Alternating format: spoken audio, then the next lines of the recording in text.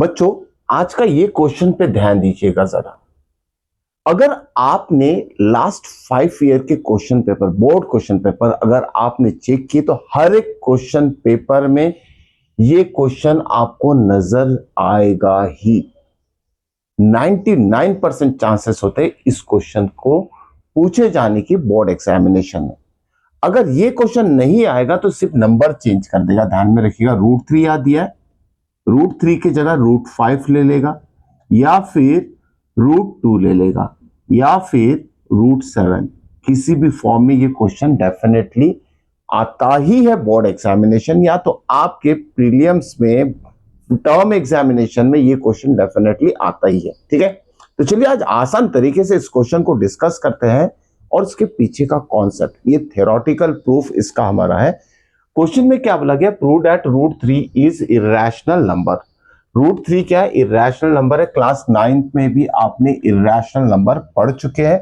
Okay, अब इसका proof जो है ना, हम कॉन्ट्राडिक्शन से करेंगे। कॉन्ट्राडिक्शन मतलब कुछ अजम्पशन यहां करना है और उस अजम्पशन को हमें रॉन्ग प्रूफ करना है, that is called as contradiction. ठीक है, अब देखिए बच्चों, क्या बोला गया कि √3 इज इरेशनल नंबर। हमें पता है √3 इरेशनल नंबर है, लेकिन इसका प्रूफ करके बताना है। अब देखिए, सबसे पहले अगर ये इररेशनल नंबर है तो अब आपको एक चीज ध्यान में रखना है बच्चों, कोई भी नंबर अगर इररेशनल नहीं होगा तो वो रैशनल होगा। ध्यान में रखिएगा, कोई भी नंबर अगर इररेशनल नहीं होगा तो वो रैशनल होगा, या फिर कोई भी नंबर अगर रैशनल नहीं होगा तो वो इररेशनल हो जाएगा। ध्यान में रखिएगा, मतलब रैशनल नंबर और इररेशनल नंबर कभी भी सेम नहीं हो सकते, दोनों अलग अलग सिस्टम ऑफ नंबर्स है। ठीक है, अब देखिए इसे प्रूफ कैसे करेंगे।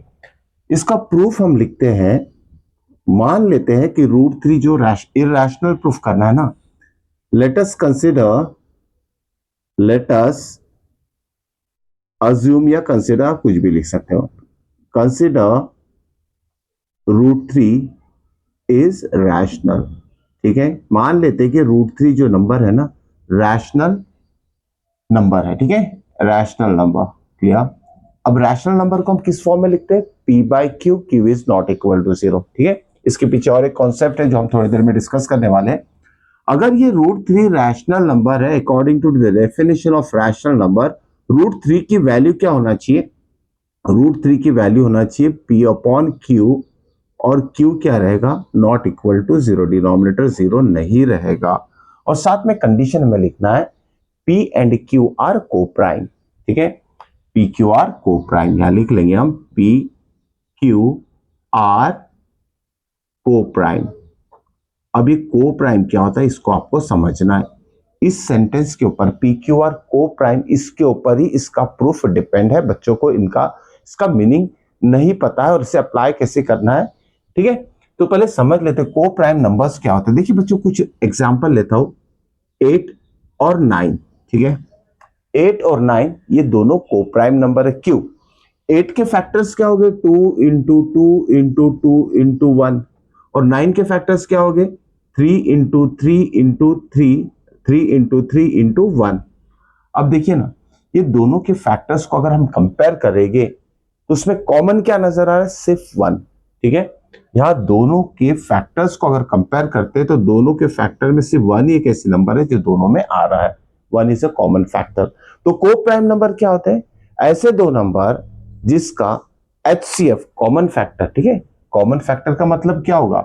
HCF 1 आएगा। ध्यान में रखिएगा, को प्राइम नंबर वो होते हैं जिसका HCF मतलब कॉमन फैक्टर दोनों में 1 आना चाहिए। ठीक है, जिसका HCF 1 होगा इसका। ठीक है, अब ये को प्राइम हो गया, P एंड Q को प्राइम होना चाहिए, इसी के ऊपर बेस्ड पूरा ये क्वेश्चन है। को प्राइम का मतलब क्या बोला मैंने? 1 के अलावा कोई दूसरा और फैक्टर नहीं होना चाहिए। ठीक है, अब देखिए √3 इज इक्वल टू P/Q लिखा, Q is not equal to 0। Simple सा नेक्स्ट स्टेप क्या होगा? ये डिनोमिनेटर में Q है, इसे लेफ्ट साइड में शिफ्ट हो जाइए, डिनोमिनेटर में इधर जाएगा, मल्टीप्लाई हो जाएगा, तो यह आंसर आ जाएगा Q√3 is equal to P। Okay, अब देखिए यहां थोड़ा हम कुछ स्क्वायरिंग टू बोथ साइड कर लेते हैं, on squaring to both side, clear, on squaring to both side. Okay, अगर दोनों साइड का स्क्वायर लेंगे तो लेफ्ट साइड का स्क्वायर हो जाएगा Q root three, the whole square is equal to P का स्क्वायर। ठीक है, तो उसका आंसर क्या आएगा? देखिए रूट थ्री का स्क्वायर तो थ्री आएगा और क्यू का स्क्वायर क्या हो जाएगा? Q square root three is equal to P का स्क्वायर क्या होगा? P square. ठीक है, ये स्टेप आने के बाद इसे दे दीजिए आप इक्वेशन नंबर 1। क्लियर? अब इसके बाद देखिए, इसके बाद देखिए क्या होगा। ओके, रूट थ्री का स्क्वायर थ्री होता है। इसके बाद देखिए क्या होगा, रूट थ्री का स्क्वायर थ्री इंटू में लिख दिया हमने। अब इसके बाद देखिए क्या होगा, ये थ्री इंटू में जो क्यू स्क्वायर के इसे भेज दीजिए आप राइट हैंड साइड के डिनोमिनेटर, इंटू में तो डिवीजन में जाएगा। यहाँ क्या हो जाएगा? Q square is equal to P square by three. ठीक है, this is very very important step. Clear? ध्यान में रखना है इस स्टेप को। अब देखिए बच्चों, एक सिंपल सा और एक एग्जांपल लेता हूं मैं आपको। इसी का नंबर है 25। ठीक है, अभी 25 है तो हम बोल सकते हैं 25 इज डिविजिबल बाय 5। सही बात है, 25 में 5 का डिवीजन होता है, 5 5 आर 25। ओके, क्या हम इसे ऐसे भी बोल सकते हैं 25 किसका स्क्वायर है? 5 का स्क्वायर है। ठीक है, इसको हम इस फॉर्म में लिखते हैं 5 स्क्वायर डिवाइडेड बाय 5। 5 स्क्वायर का मतलब क्या होता है? 5 इंटू 5। अगर कोई नंबर किसी का स्क्वायर को डिवाइड करता है तो उसके स्क्वायर रूट का जो नंबर आएगा, जैसे 25 का रूट आएगा 5, तो वो 5 को भी डिवाइड करेगा। सिंपल सा है। अगर 25 इज डिविजिबल बाय 5 और ये 25 5 का स्क्वायर है, so this 5 is also divisible by 5 रहता है। ध्यान में रखिएगा, this is very very important sentence. अब इसी को अप्लाई करेंगे यहाँ। अब देखिए ना, यहाँ क्या लिखेंगे हम? Okay, this implies P square is divisible by 3। या लिखेंगे हम P square is divisible by 3। ठीक है, यहां दिख रहा है कि P square is divisible by 3। इसके ऊपर से क्या लिख सकते हैं? पी स्क्वायर अगर 3 से डिविजिबल है तो single P, P is also divisible by 3 हो जाएगा अकॉर्डिंग टू दिस कंडीशन। ठीक है, ये सेंटेंस आपको अच्छे से ध्यान में रखना है। अगर पी स्क्वायर 3 से डिविजिबल है तो पी भी 3 से डिविजिबल होगा। अब ध्यान में रखिए, यहां इसी एग्जांपल से समझते हैं। 25 is divisible by 5, 5 is also divisible by 5। इसका मतलब क्या होगा? 5 is a factor of 25। Clear? सही बात है, ये 5 जो है 25 का फैक्टर है। यहां हम एक और सेंटेंस यहाँ डाल देंगे, this implies 3 is a factor of, इसका फैक्टर होगा ये p को डिविजिबल है ना, तो p का ये 3 क्या हो जाएगा? फैक्टर हो जाएगा। This is very very important sentence. क्यों यह प्रूफ किया? देखिए क्योंकि pq तो को प्राइम है ना, एचसीएफ 1 आना चाहिए। हमारा टारगेट है कि pq को प्राइम नंबर नहीं है करके प्रूफ कर देना, जिससे कि आंसर आ जाएगा। मतलब 1 के अलावा इसका और एक फैक्टर हमें प्रूफ करना है, जिससे कि हमारा आंसर आ जाएगा। तो यह पहला पार्ट मैंने प्रूफ कर दिया है कि p का फैक्टर 3 है, 3 is a factor of p। अब इसी की तरह हम दूसरे पार्ट में प्रूफ करेंगे कि Q का भी 1 के अलावा कोई और फैक्टर है। चलिए देखते हैं कैसे प्रूफ करेंगे सेकंड पार्ट। ओके, अब देखिए सेकंड पार्ट में क्या करना है। अब यहां जो इक्वेशन 1 है ना, इसे अच्छे से ध्यान में रखिएगा। अब यहां क्या करेंगे, मान लेते हैं लेट, यहां जो राइट साइड में पी स्क्वायर दिख रहा है ना, p की वैल्यू मान लेते हैं 3c है। ये कंसिडरेशन करना पड़ेगा ताकि आपको q स्क्वायर का 1 के अलावा दूसरा फैक्टर अगर प्रूफ करना है तो क्या करेंगे हम? मान लेते हैं p की वैल्यू 3c है। अगर ये 3c वैल्यू इक्वेशन 1 में सब्स्टिट्यूट कर देते हैं हम, इक्वेशन 1 क्या हमारा? q square into 3 is equal to P square. ये हो जाएगा q square into 3 is equal to P square है, लेकिन p की वैल्यू क्या है? 3c। यहां सब्स्टिट्यूट कर दीजिए, लेकिन स्क्वायर है ना p स्क्वायर, तो 3c का स्क्वायर हो जाएगा। अब देखिए next step, q square into 3 वैसे ही रखिए इज इक्वल टू 3c का होल स्क्वायर क्या होगा? 3 का स्क्वायर हो जाता है 9, और c का स्क्वायर क्या होगा? c square. क्लियर?